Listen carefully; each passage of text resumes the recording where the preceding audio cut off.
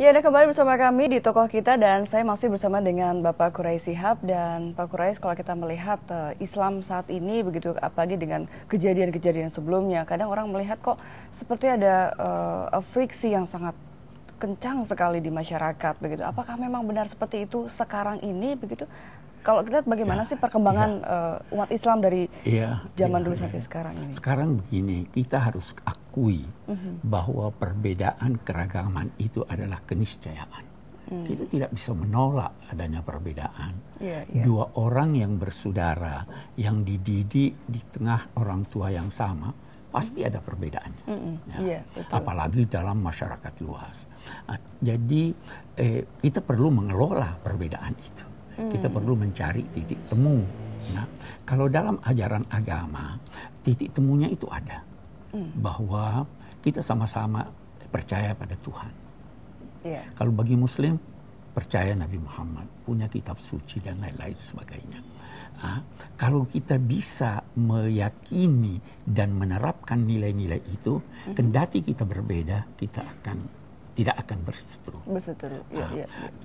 Sayangnya, ada dua faktor yang menjadikan pertikaian itu meruncing, bahkan sampai pada peperangan.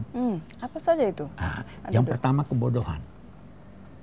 Orang tidak tahu bahwa pendapat orang lain itu ada dasarnya juga. Walaupun kita tidak sepaham dengan dia, tapi ada dasarnya. Tidak sampai harus memakinya, apalagi mengkafirkannya, apalagi membunuhnya.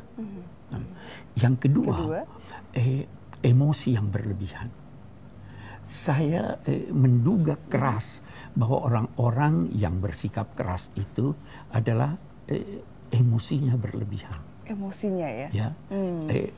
Emosinya menjadikan dia bersemangat lebih dari semangat yang diperintahkan oleh Tuhan.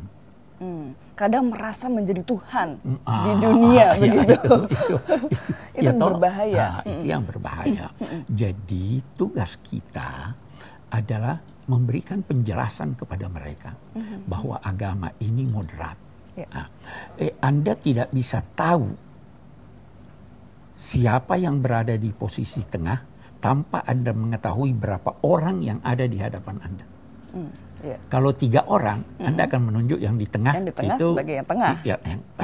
Kalau 5 orang, berbeda lagi. Kalau 10, nah kita tidak tahu itu.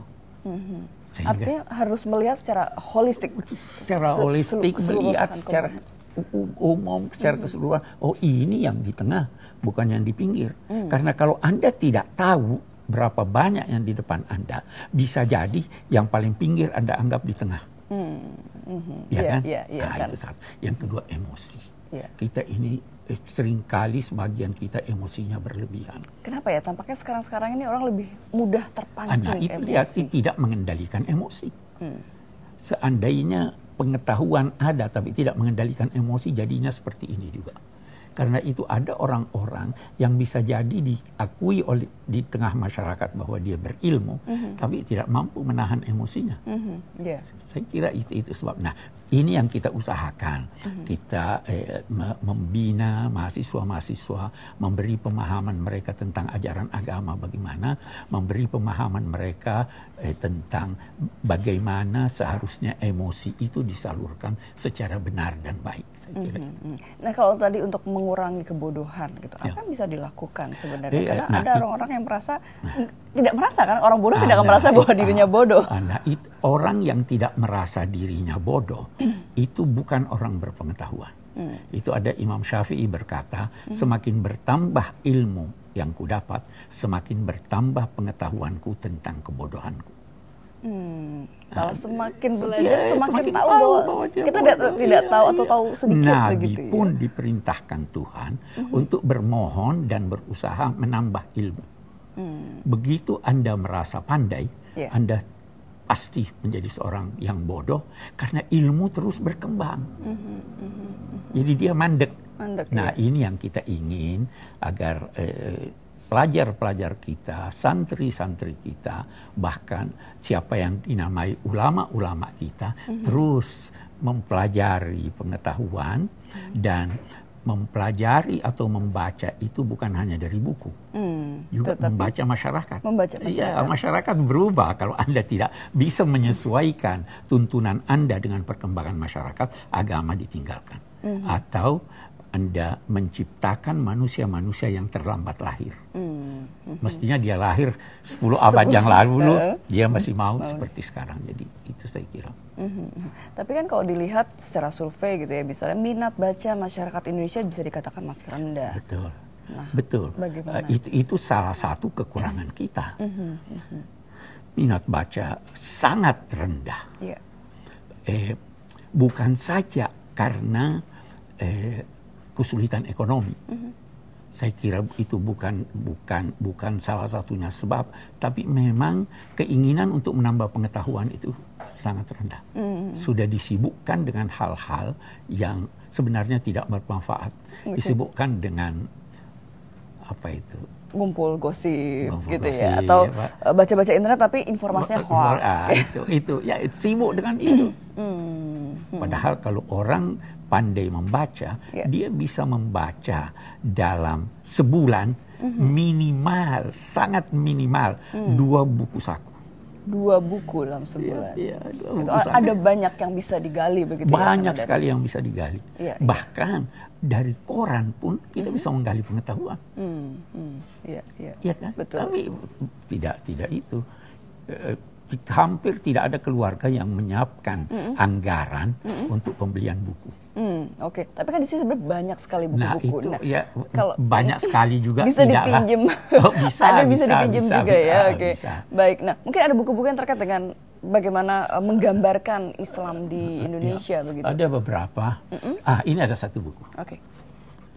Moderasi Islam. Ini ditulis oleh salah seorang pengasuh di yayasan kita ini, Dr. Mukhlis Hanafi.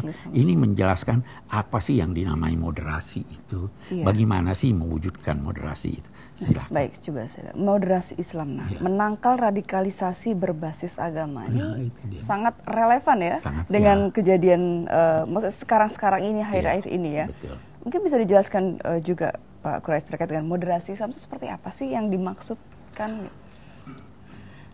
Begini. Agama ini memang dasarnya adalah mengajak orang berada di tengah. Kalau Anda berada di pinggir, Anda bisa terjatuh. Kalau Anda berada di pinggir, Anda tidak bisa melihat di pinggiran kanan yang ada di sana. Yang seberangnya ya. Kalau Anda berada di pinggir, Anda tidak bisa menjadi teladan orang lain.